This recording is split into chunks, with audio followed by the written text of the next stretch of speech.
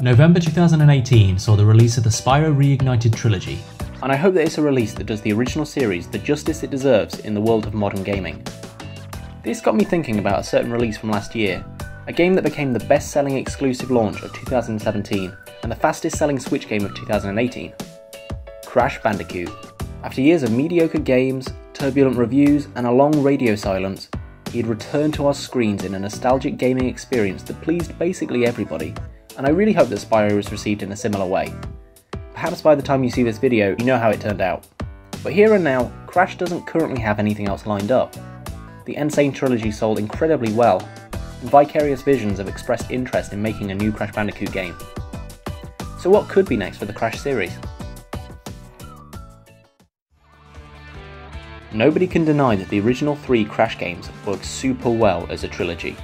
Although it can be argued that the series got easier with each release, every game was a logical continuation for the franchise. Crash Bandicoot had you exploring a series of 3 islands. There was a variety of level themes, but the gameplay environments were all believable in terms of what would be possible on the islands we were exploring. We had beaches and jungles, mountains and spooky dens, we had tribal enemies, animals and plants to fight for a large portion of the game.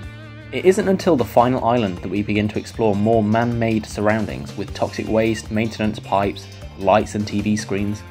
The scope for the game wasn't small, but it was realistic for the limited world we were playing in. Crash Bandicoot 2, Cortex Strikes Back, takes the dial and turns it up several notches. This time we've got a dedicated hub, with portals that take us basically anywhere. Gone are the limitations the islands set. Now levels can take place anywhere on or off the planet. We go from the jungles and rivers we're used to snowy environments, sewers and even space. This is a logical jump and a sensible step up from the original game to its sequel. Crash Bandicoot Warped had to find another way to up the ante. This time, as well as being able to take a portal to basically anywhere on the planet, the portals could also take you to different time periods. Now environments can include gladiator arenas, ancient Egyptian temples and futuristic cities. We began on a series of islands, then we could explore the rest of the world that the islands were a small part of. Then we could explore the same world throughout many different periods of time. In order to keep things fresh with each instalment, Naughty Dog made the sensible decision to dramatically increase the pool of environments available to run through. The problem with such dramatic jumps is that after 3 games, how do you take this further? Naughty Dog made one more game before the Crash Bandicoot IP changed hands, and that game was Crash Team Racing. An incredibly basic story was placed around a really decent kart game that still holds a special place in the hearts of fans all around the globe. This was a really sensible move on Naughty Dog's part. After 3 platformers, they changed gear and made something completely different. And this wasn't something they needed to do. They'd only signed on for 3 Crash games, but decided to put this gem out for us anyway. Crash & Co had a PlayStation 1 release for 4 years running, and a 5th was to be released in the year 2000. The first without Naughty Dog at the helm, and this was Crash Bash. When talking about the classic Crash Bandicoot games, Crash Bash is the black sheep of the family. It's a party game, a little clunky at times, and something that was built for you to play through with a partner. This game didn't prove as popular as any of the previous Crash releases, but you've got to bear in mind that it was released right at the very end of the original PlayStation's life cycle. This game had a lot of potential, but falls flat on a number of things. The game itself feels rushed, and a number of quality of life changes should have been implemented before its release. Its character options are bizarre, and its story, although simple, is a little contradictory of what we've seen previously. Prepare to fight! No, Uka Uka. The ancients would not allow it. Despite all of this, when playing with a friend or 3, it can be really fun. Me and my brother spent many hours making polar bears headbutt each other in a vain attempt to be the king of a big slab of ice. And this particular party game I think has really inspired other party games going forward.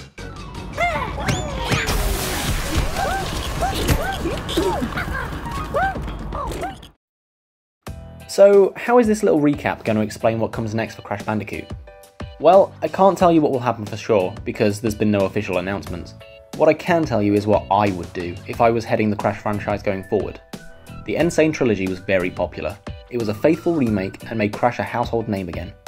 And I think there's still an opportunity for Vicarious Visions to cash in on Crash nostalgia and please the fans of old.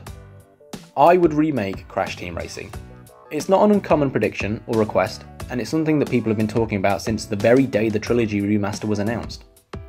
I see a possible 3 options here for how they could remake and resell CTR back to us 20 years after its original release. Option 1. In the age of downloadable content and season passes, I think there's a possibility Crash Team Racing could be added to the n-sane trilogy as DLC. Now that the trilogy has been out on all platforms for a comfortable amount of time, something like this could bring people back to play some more, and convince a few other people to finally grab the copy they never got around to buying when it was released.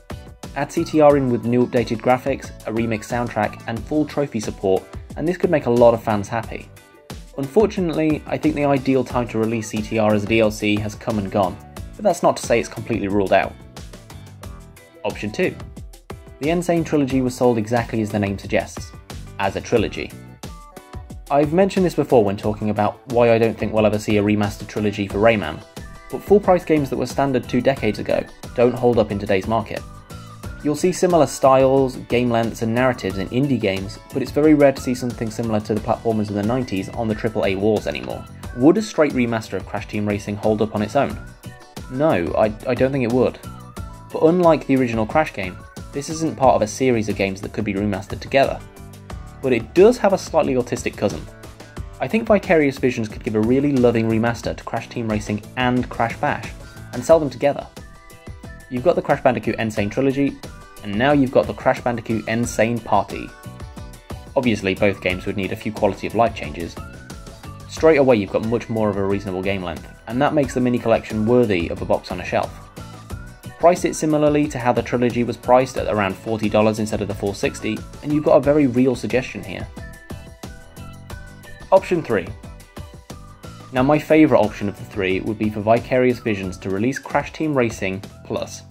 Remaster the original CTR game similarly to how I proposed it as a DLC, with the updated graphics, soundtrack and trophies, but make it a big enough game in its own right that people are willing to buy this and only this.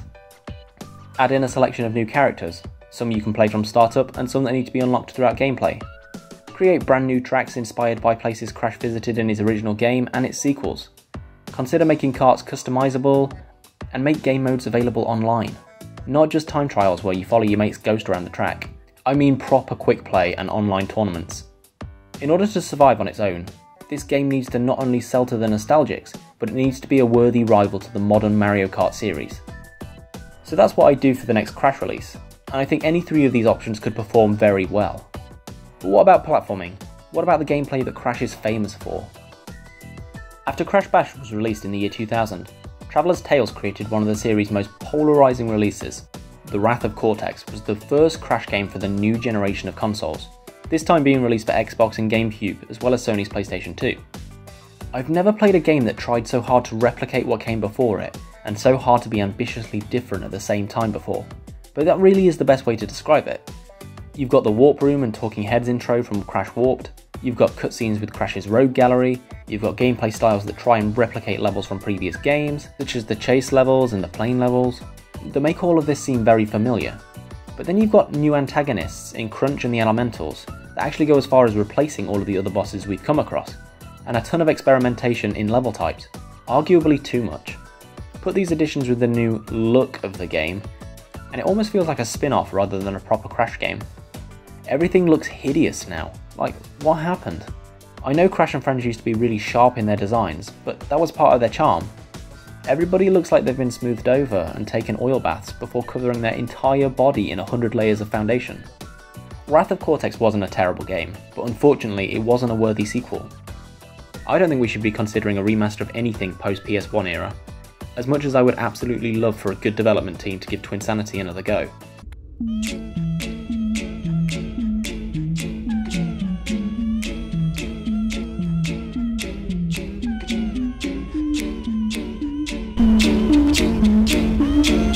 So, Wrath of Cortex should be left well alone, but I do think we can learn from its mistakes. So, if I was Vicarious Visions and I had created the n-sane trilogy, and a follow-up release or DLC with Crash Team Racing as the focus, the next game on the list has to prove that Crash is more than just remasters.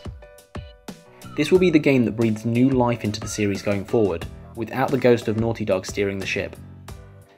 It's time to make Crash Bandicoot 4.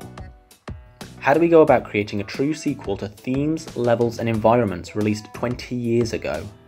Crash Warped is a great base to start a new game from. The formula of the warp room with multiple sections you have to clear works really well, and that's why it's been used in other games since. That's something that should be brought back and upgraded somehow. Perhaps this time it holds more secrets, or different rooms we can display collectibles in. The levels themselves should follow the winning format that we've seen in the original 3 games. Vicarious Visions created a brand new free downloadable level for Crash Warped, and it really showed that they understood how a Crash level could be laid out. We should also try and stay away from level themes we've seen before. It's okay to pay homage to certain series staples, but we really don't need any levels set entirely in jungles or sewers. The non-platforming levels should remain, but we should have an entirely new variety of movement options. Don't bring back anything we've had before, especially not the goddamn jet ski. Maybe instead of a motorcycle race, we should be racing skateboards or rollerblades.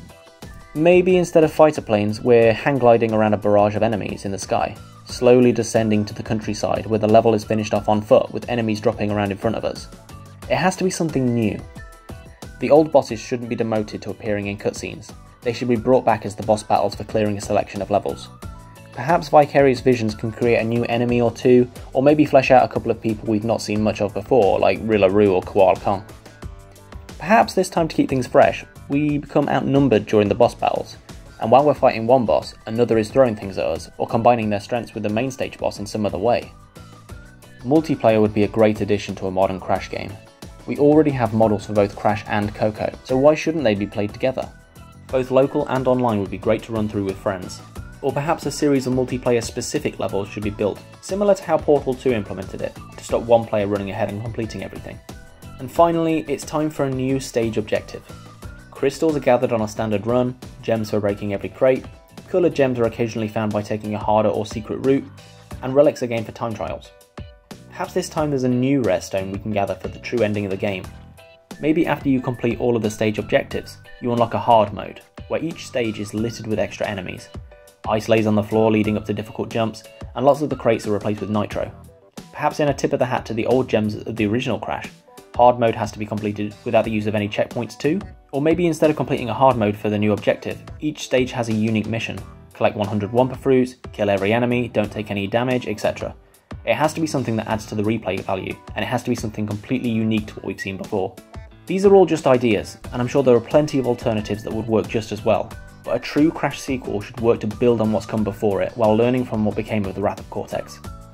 Of course, it's entirely possible that games similar to these suggestions are already in the works, or maybe something completely different that will take us all by surprise in the near future. All I can say is that I'm looking forward to whatever comes next, and gaming feels just that little bit better with Crash Bandicoot back on the scene.